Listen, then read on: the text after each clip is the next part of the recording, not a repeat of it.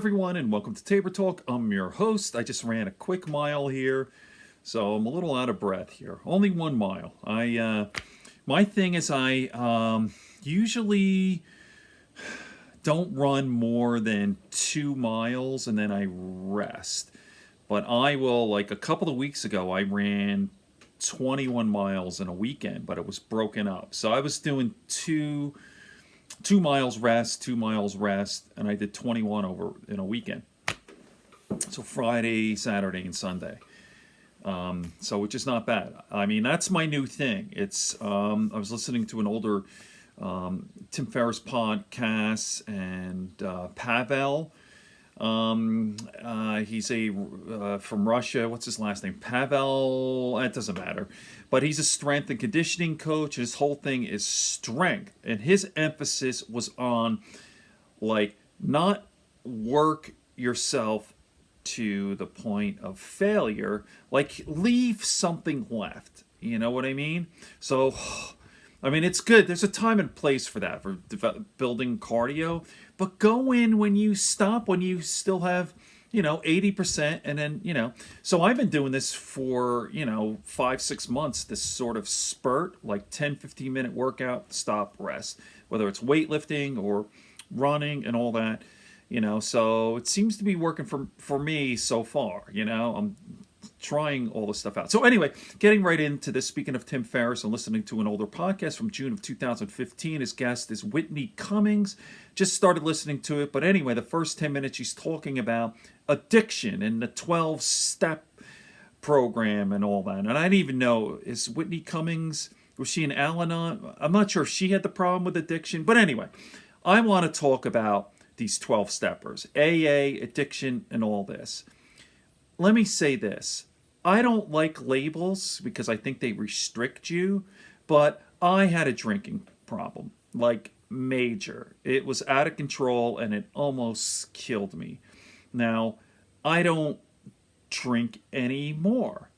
And at the time when I went to rehab, I've been to a bunch of rehabs. I went to AA. It was so hard to quit. I finally did, like completely, like 3 years ago. But people used to insist, especially at that meeting. So when you would talk, you'd say, "Hi, I'm Mike. I'm an alcoholic." I'm like, I would never say that. I go, "Well, I don't like these labels." Like I guess labels, like you get into that labels limit you and they put you in a box. We're all different. Yes, there are similarities. Let's say you have let's do kind of a case study, a controlled study or something. You have 1,000 alcoholics. They're all unique and different. Yes, there are similarities. Happens. Yeah, of course, I get that. But you are individuals. And my whole thesis is thinking out of the box. Everything I do is out of the box.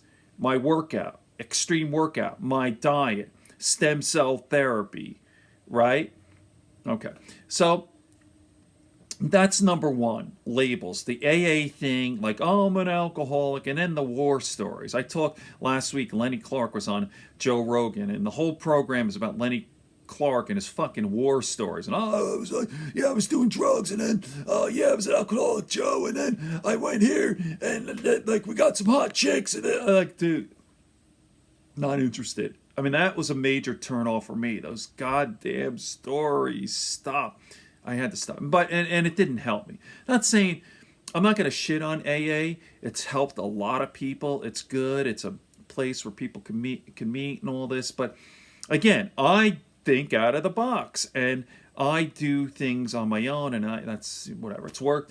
I have my own thing going on. Meditation's huge. Would help me. So here's another problem I wanted to talk about. Whitney Cummings is talking about the 12 steps and all this and that. I'm like, you're overthinking this fucking thing, all right? Don't drink. Like, that's all you have to know. If you have a problem, your liver's going, you're near cirrhosis of the liver, you have all these problems, you lost your job, alcohol's a fucking problem. Like, it's pretty simple. Like, you gotta stop the shit. Like, don't drink. Don't drink, right? Well, fuck the meetings. Don't drink, right? And I know it's hard. Your body's physically addicted and all this and that. And I do understand that. But let me just explain to you explain to you what's going on with alcohol. So if I had somebody here, I think I would probably be a pretty good speaker because I went through this and I know exactly what's going on. I've read shit tons of books like physically how your body becomes addicted to. Okay, fast forward. So when you drink, now I'm going to talk a little bit about this genetic thing, like, oh, alcohol is a disease, alcoholism is a disease, and there are certain people who are genetically predisposed. I'm going to say kind of bullshit. Like, yeah, some people can't stop. That's a real thing. I do get that, but it's a combination. This is what's happening. I'll say this, what's physical, is some people get addicted quicker. All right? Faster. That's real, right? So what is an alcoholic? What's happening, right? You have a drink or 3 drinks or 4 drinks. Let's go back to when you started. You look back 3, 4, 5 drinks. You hear from alcoholics like, I've never felt so good. This is the best I've ever felt. I can't even believe this is the way I'm supposed to be. You get addicted. You love that feeling. Boom, boom. And again, we all hear the stories. You're chasing your tail. Like the first high, that's it. Same with not just alcohol, but any drug, heroin, cocaine, whatever. You never get that first drug and you're trying to get there. You come close, When I was drinking, yeah, I had some great times, many, but I never got to that, whoa, that euphoric kind of, So what's happening is this, and it's so duh, we all know what's happening. Your body's addicted to it. Then your body doesn't produce your natural highs, those chemicals, endorphins, these feel-good neurotransmitters, and serotonin, epinephrine, and GABA, GABA. What is GABA stands for? Gamma amino butyric acid, doesn't matter. Okay, all these neurotransmitters that your body produces naturally now won't do that, right? We call this homeostasis, equilibrium. So you call this exogenous, is that what it's called? Externally. You're ingesting a substance and you're replacing your natural with, say, I have a beer and this gets my body going. I have serotonin levels, endorphin high. My body's not going to produce it naturally. So I need this to get this high. Now what's going to happen? You keep drinking 6 months, a year, 2 years. I'm going to feel like when I'm not drinking, I feel like fucking shit. Because here's your baseline. Here's where a normal person is, right? So you have this baseline, and you have ups and downs, right? Your sugar levels, insulin spikes, and then like this, right? You're kind of like this, Nobody's doing backflips. If you are, there's something wrong with you, right? So you're kind of like this. When you're an alcoholic, you're like this, and then your downs are way down. So you get the highs, but your lows are way below average. Now, when your body becomes addicted to alcohol, here's everyone else's baseline, right? Your baseline, if you're an alcoholic, is here. Here's a normal person's, here's yours. So you're like down here, and you feel like shit. Like even just brushing your teeth is agonizing, and you're fucking depressed. You're fucking suicidal, quite frankly, because all you want to do is get to where normal people are. So you have 6, 10 beers, 12 beers, 18. I was drinking a case a day at the end. It was fucking horrible. Here you are. After a case of beer, you're right here. And then it comes down. You got to keep drinking and drinking. You understand? That's all it is.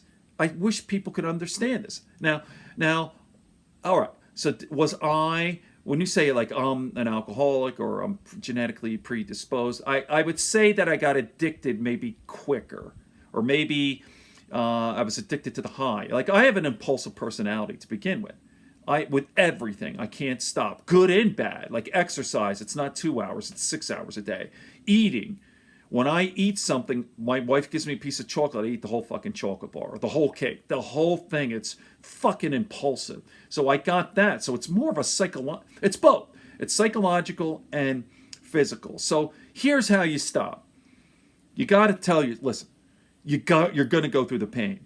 You can't avoid The pain, you have to go through the pain. You're going to experience withdrawal symptoms. So when you stop, and be careful, I highly recommend, please don't do this on your own. You're an alcoholic, you're addicted to alcohol, you could die. Go into rehab. They'll give you benzodiazepines, Valium, and what is it, Librium, whatever.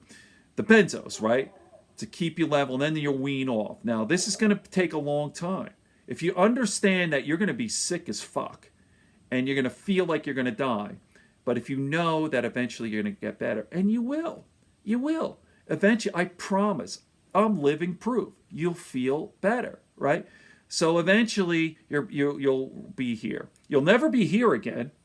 Those days are over. I mean, the highest I get is when I drink coffee. I have coffee, and I do have kratom and all that, and I'm sure I'm addicted to that to a certain degree. But you basically, you just want, that's life. There's a lot of, life is mostly boring, right? And it's hard, and we get sick and die, but that's the way it is. You don't want this because you'll get this, and there you go. Okay, I hope this makes sense. I hope you enjoyed that. Don't complicate things with your drinking. Listen, understand that you're physically and emotionally, mentally, you're addicted to this thing. Your baseline is down here. Slowly withdraw, go to rehab when you get here, and then there you go. Okay. Good friends, good books, and a sleepy conscience. Peace, love, and understanding here on Tabor Talk.